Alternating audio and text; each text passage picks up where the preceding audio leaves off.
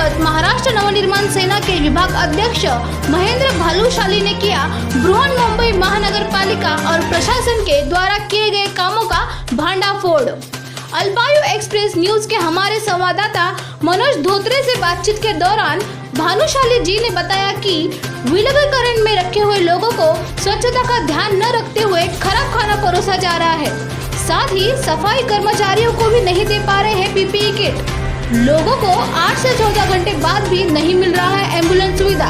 और तो और समाज की सुरक्षा में लगे हुए पुलिस कर्मचारियों के लिए भी नहीं मिल रहे हैं हॉस्पिटल में बेड। और भी कई सारी हकीकतों से रूबरू करवाया महेंद्र जी ने। आइए देखते हैं महाराष्ट्र नवनिर्माण सेना के विभाग अध्यक्ष महेंद्र भानुशाली ने बृहन्मुंबई महानगर पालिका और प्रशासन की कमियों का किया भांडाफोड़।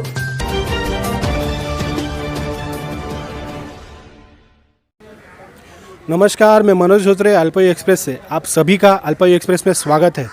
जिस प्रकार भारत में लॉकडाउन चल रहा है, हम हमारे कोरोना योद्धाओं की सीरीज़ में आपको बहुत सारे कोरोना योद्धा को जो उनके काम है वो दिखा रहे हैं।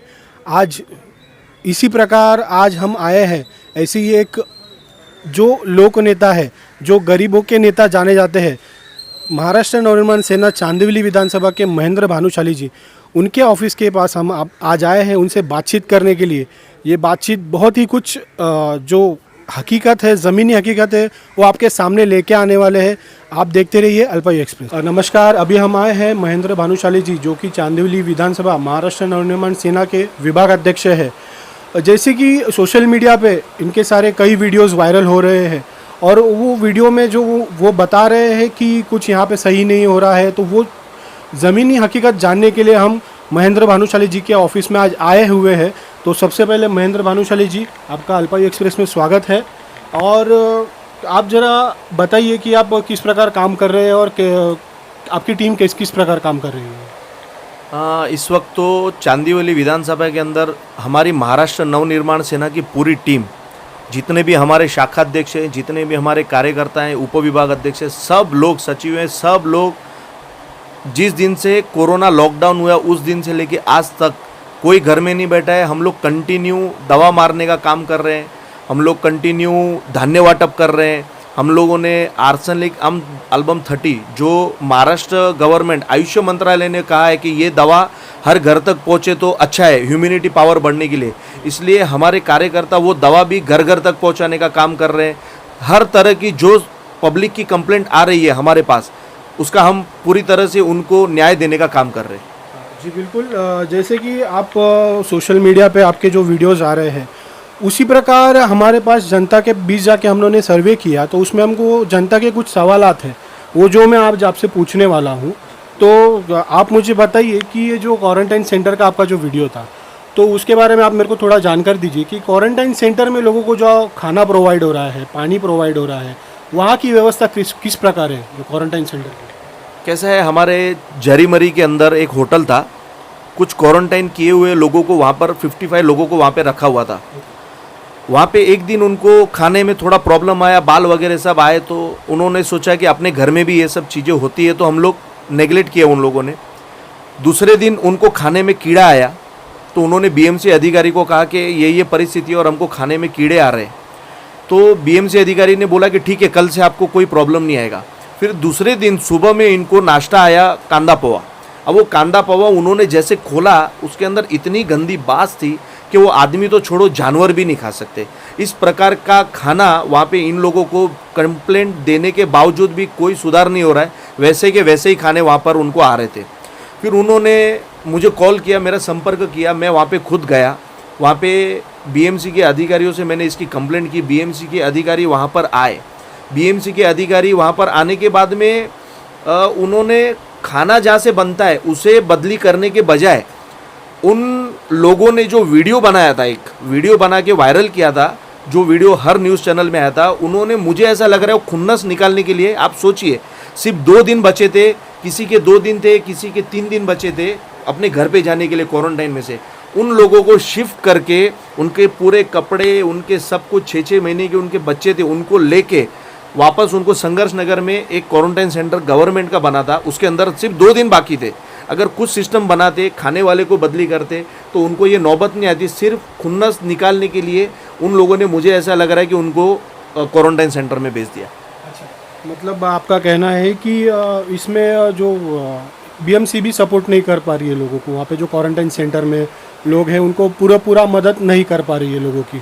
देखिए कैसा है कि माहौल बहुत ख़राब है, हम किसी के ऊपर ब्लेम नहीं कर रहे, लेकिन हमारा कहना ऐसा है कि कुछ चीज़ें ऐसी है जिसका हम सुधार कर सकते हैं। जैसे मैंने उनसे कहा कि अगर होटल वाला खाना नहीं दे रहा, आप इनको शिफ्ट मत करो।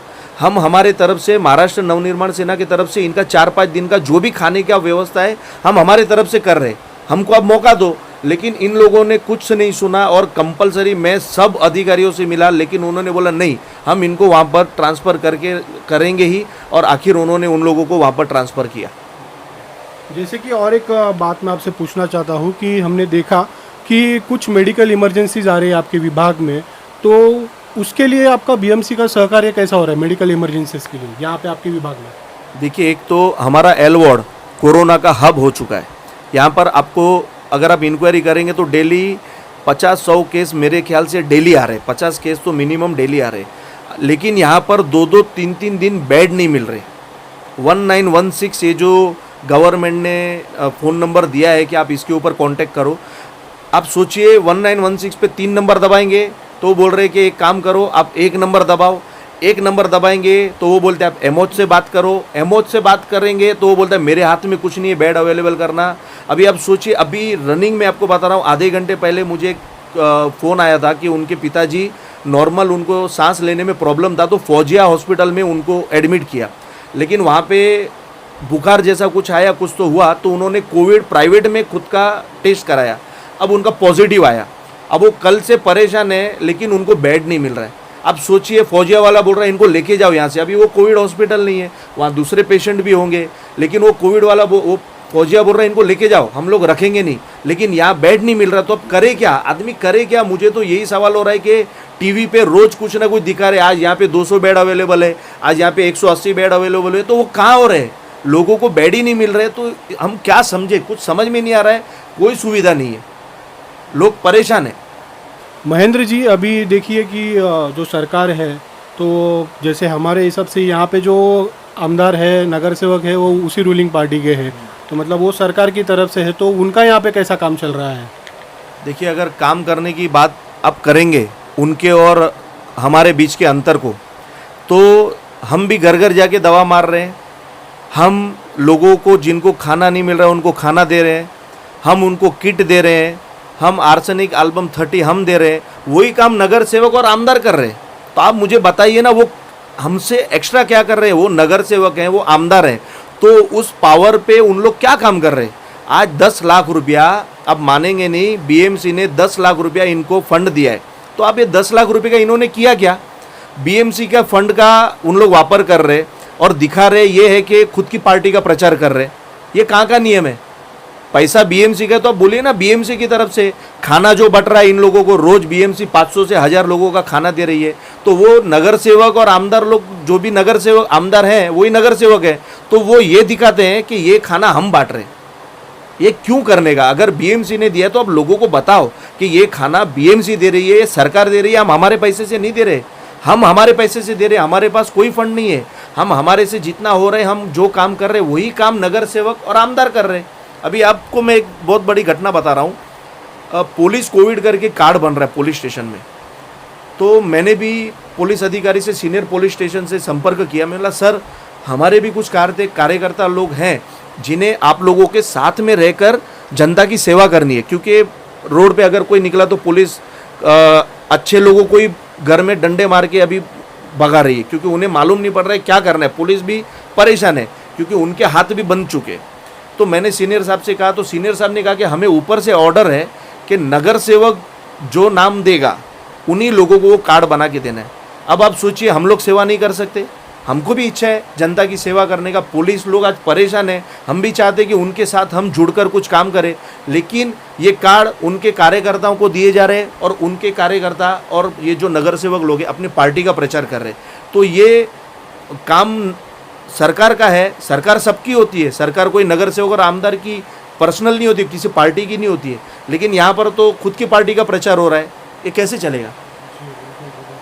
और एक सवालात है महेंद्र जी आपसे कि जो ये सरकार के जो कर्मचारी है, तो आपका वो भी एक वीडियो जो वायरल हुआ था, तो उसके बारे में मुझे आपसे जानना है कि उनको जो सेफ्टी के जो किट्स दिए जा रहे हैं, तो उसके बारे में आपका क्या कहना है, जो ये जो सफाई वगैरह काम करते हैं उनके बारे में? इस वक्त तो आपको मैं एक बात बताना चाहूँगा कि मॉनसून के रिलेटेड एक उनका टेंडर निकलता है, गटर साफ़ करना, बड़े बड़े नाले साफ़ करना। उसके अंदर जब हम रोड से निकल रहे थे तो हमने देखा कि कुछ मजदूर लोग गटर के अंदर उतर के काम कर रहे हैं, ना उनके चेहरे पे मास्क है, ना उनके हाथ में ग्लव्स है। तो हमने उतरा, मैंने एक बंदे को भेजा, मैंने बोला भाई जाओ पहला मास्क और ग्लव्स लेके आओ, क्योंकि इनको अगर सिर्फ हमें एक पॉलिटिकल स्टंट नहीं करना है, हमें लोगों की सेवा करनी है। अब वो इस वक्त पुलिस, डॉक्टर्स और ये साफ सफाई कर्मचारी यही हमारे भगवान है। मंदिर, मस्जिद, चर्च, गुरुद्वारा सब बंद है। इस वक्त हमारे रियल भगवान यही लोग हैं।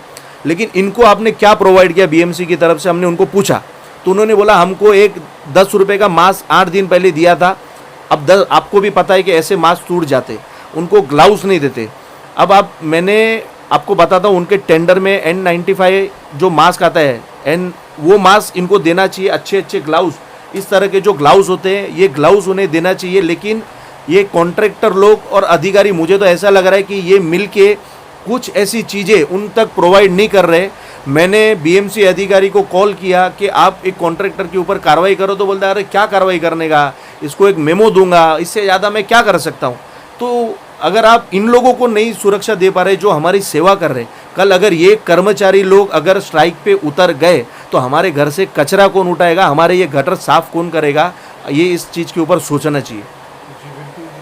जैसे कि लॉकडाउन 2 के बाद लॉकडाउन 3 में एक सरकार का नियम आया है कि जो बीएमसी के जितने काम जो रुके हुए हैं, जो कि वो बरसात में नहीं कर सकते, बरसात के पहला उनको करना ज़रूरी है, तो वो काम आपके विभाग में कैसे चल रहे हैं और किस हिसाब से वो आगे बढ़ रहे हैं? अब मैं आपको बताना चाहूँगा कि कोरोना के पहले 2-2 महीने से जो काम चालू थे, रास्ते बंद थे, हम लोगों ने अधिकारियों को फ़ोन कर करके थक गए कि साहब ये काम क्यों इतना लेट हो रहा है। वो बोल रहे होगा, इनका वर्क पीरियड और ज़्यादा है, इनको टाइम दिया गया है, तो काम इनके टाइम के हिसाब से हो जाएगा। हमने बोला ठीक है, हम कंप्लेंट करते गए, दिन निकलते गए। लेकिन जैसा कोरोना आया उस दिन से काम सब स्टॉप हो गए। लेकिन उसके बाद में बीएमसी ने कुछ कहा रहेगा कि भाई जो काम बंद है उन्हें चालू करो। अब मानेंगे नहीं, जो काम 2-2 महीने में पूरे नहीं हो रहे थे, ये 2 रातों में वो रोड बन के ख़त्म हो गए। अब सोचिए इसके अंदर अगर जो 2 महीने में नहीं होते, 2 रात में कैसे ये सब काम होते, इसको आप क्या सोचोगे? अगर हम अधिकारी को बोल रहे कि साहब सिर्फ ऊपर से ये लोग काम कर रहे, तो बोल रहे बाबा अभी हमारे को बोलो मत इस बारे में, हमको दूसरे काम है, कोरोना के अंदर हम बिजी है। तो आप कोरोना में बिजी हो, सरकार के पास फंड नहीं है, सरकार के पास कोई टैक्स नहीं आ रहा है, लेकिन इन कॉन्ट्रैक्टर लोगों को का तो आप पूरा पेमेंट दे रहे हो। उसने थूक पट्टी का काम किया, उसने चालू कर जो नल्ला काम करके चले गए, आप उनका पेमेंट काटने वाले हो क्या? आप मुझको ये बताओ, जो काम 2 दिन में हो गया वो काम कैसा हुआ रहेगा? अधिकारी लोगों की भी इनके साथ में साठगांठ है, सब मिले हुए हैं, किसी प्रकार का कोई अच्छा रिप्लाई नहीं आ रहा है। कोरोना का बहाना दिखाकर ये लोग सिर्फ धोखाधड़ी कर रहे हैं और बड़े बड़े कौभांड कर रहे हैं। बिल्कुल। और एक सवाल था मेरा आपसे, जो कि अभी जो 52-53 दिन हो गए हमारे लॉकडाउन के लिए, उसमें जो हमारा पुलिस प्रशासन है वो पूरा जोरों के साथ काम कर रहा है।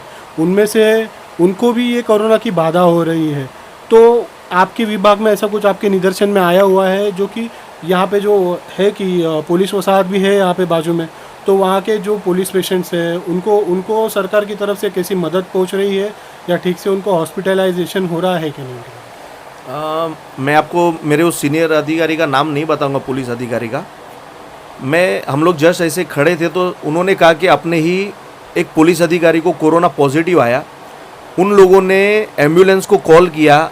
आप सोचिए 4-5 घंटे तक एम्बुलेंस अगर पुलिस अधिकारियों के लिए नहीं आ रही है तो आम जनता के लिए क्या आएगी? जो हमारी रक्षा कर रहे हैं उनके लिए एम्बुलेंस 4-4, 5-5 घंटे एमओच को फ़ोन किया, वो बोल रहे भेज रहे हैं, हमारे पास एम्बुलेंस नहीं है।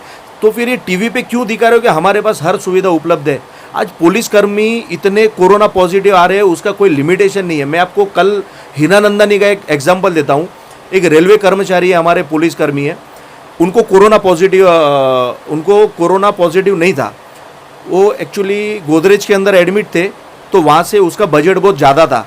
हीरानंदानी हॉस्पिटल पुलिस स्कीम के अंदर आता है, तो उन्होंने जो उनका ट्राइब रहेगा वो बात किया। हीरानंदानी ने बोला कि आप इनको लेके आओ यहाँ पे, हम आपको बेड देते, आईसीयू है हमारे पास में। लेकिन उसने कहा पहले आप चेक करो कोविड पॉजिटिव है कि नहीं है।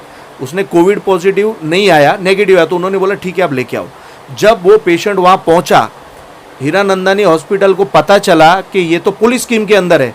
आप सोचिए, उन्होंने डायरेक्ट बोल दिया कि हमारे पास बेड अवेलेबल नहीं है।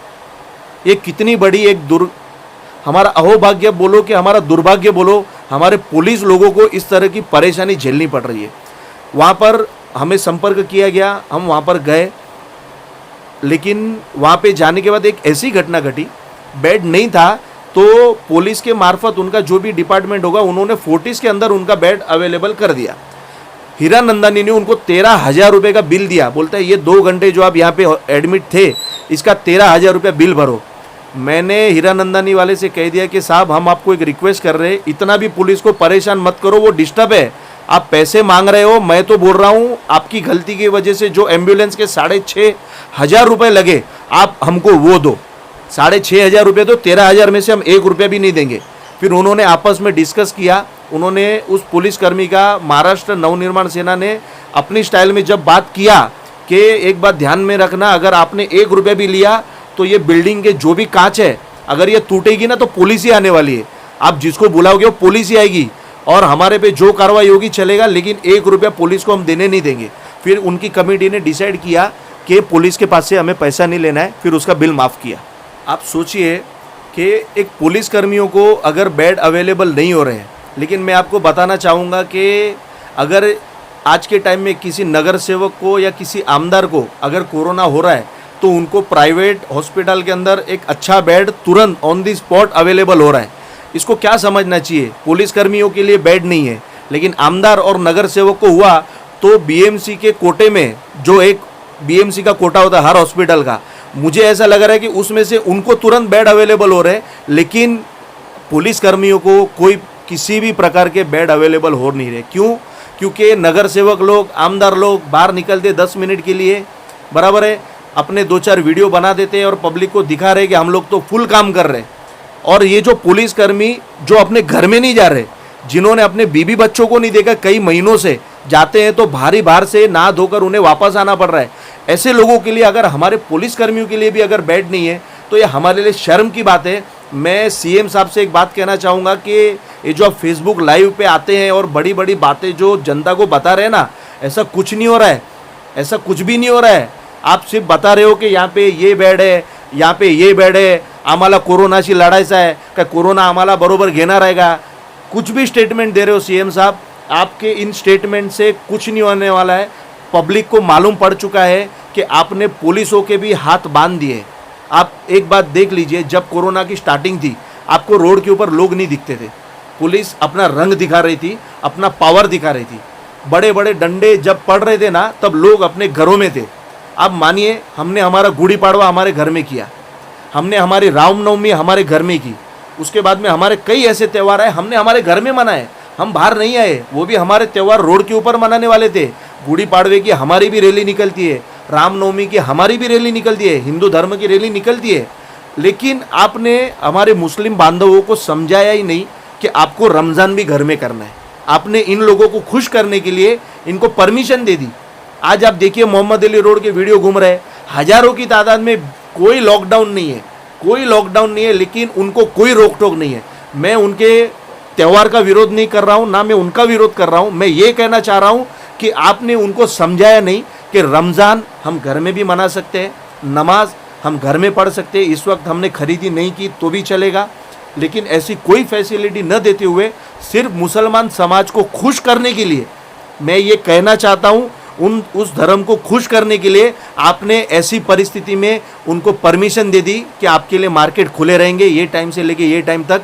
और आज उसके वजह से ये जो कोरोना मुंबई में जिस तरफ फैला है ना, उसकी रीज़न वो गर्दी है साहब, वो लोग नहीं है। आपने जो छूट दे दी अपने मतों की लालच के लिए, आज मुंबई में इसके वजह से कोरोना फैला है। महेंद्र जी, मुझे एक अलग सवाल आपसे करना है कि ये जो आप काम कर रहे हो, लोगों की सेवा कर रहे हो, तो इसके बारे में आप मतलब ये मोटिवेट कहाँ से हो रहा हो आप? इसकी ताकत आपको कहाँ से आ रही है?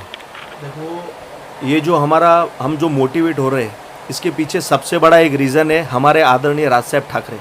उनके जो विचार हैं, हम उससे प्रेरित होते हैं। आज आपको मैं एक बात बताना चाहूँगा कि राज साहब ना प्रेस कॉन्फ्रेंस ले रहे, राज साहब ना किधर फेसबुक लाइव आ रहे, लेकिन महाराष्ट्र के अंदर आज हर आदमी को राज साहब के प्रति सहानुभूति मिल चुकी है, क्योंकि आने वाले वक्त में एक यही आदमी है जो महाराष्ट्र को इस संकट से बाहर निकाल सकता है। आप मानेंगे नहीं, हम जो ये कार्य कर रहे हैं, राज साहब हमको, जो हमारे नेता हैं, हमारे नेतागण के थ्रू हमें संदेश आता है कि हमको लोगों के लिए ये काम करना है। राज साहब आज भी महाराष्ट्र की जनता के लिए हमारे घर में हैं, लेकिन उनकी हर एक एक्टिविटी महाराष्ट्र के लोगों तक कैसे पहुंचा जाए। हमें एक संदेश आता है कि महाराष्ट्र के लोगों के लिए, मुंबई के लोगों के लिए, आपके विभाग के लोगों के लिए ये करना है। पूरे महाराष्ट्र में, पूरे मुंबई में हर महाराष्ट्र सैनिक, जैसे राज साहब का आदेश आता है, हम रोड पे उतर जाते हैं और घर घर तक पहुंचते हैं। ये हमारा मोटिवेशन हमारे राज साहब है। जब उनका आदेश आता है तो हम फुल चार्ज हो जाते हैं और लोगों के घर तक पहुंच के हम हर दवा हो, आर्सेनिक एल्बम 30 हो, उनको खाने की किट हो, हर तरह की सुविधा जैसे हमारे राज साहब के आदेश आते हैं हम वो काम कर देते हैं। जी बहुत बहुत धन्यवाद महेंद्र जी आपका, कि आपने आपका कीमती समय देके हमसे बातचीत की। जो कि हम देखते आ रहे हैं कि जो हमारा ये कोरोना योद्धा का सत्र चल रहा है, उसमें हमने आपको बहुत सारे कोरोना योद्धा दिखाए जो कि सामने आके रोड पे आके लोगों की मदद कर रहे हैं। पर आज हम आके यहाँ पे जब महेंद्र जी से मिले तो एक अलग ही कहानी हमको सामने नज़र आ रही है, जो कि एक पॉलिटिकली व्यूज जो चेंज कर दिया लोगों का, जो कि आप देख सकते हैं कि उन्होंने जो बताया कि जो क्या सच्चाई है ग्राउंड लेवल पे, कि सरकार की तरफ से सिर्फ निर्देश आते जा रहे हैं पर ग्राउंड लेवल पे कोई काम नहीं हो रहा है। जो कि बीएमसी का जो ये हॉस्पिटल्स है या फिर उनका एम्बुलेंस का जो सर्विस है, उनका यहाँ पे लोगों तक वो कैसे पहुँच नहीं पा रहे हैं। इस जो हकीकत से हमने आपको रूबरू करवाया, तो इसके बारे में आप लोगों को जो भी कुछ अगर कहना है या आपको कुछ लगता है, आपको कुछ बताना है, तो आप हमारे चैनल के माध्यम से आप बता सकते हैं। आप हमें ईमेल कर सकते हैं। कैमरामैन प्रीतम पाटिल के साथ मनोज धोत्रे, अल्पाई एक्सप्रेस, मुंबई से।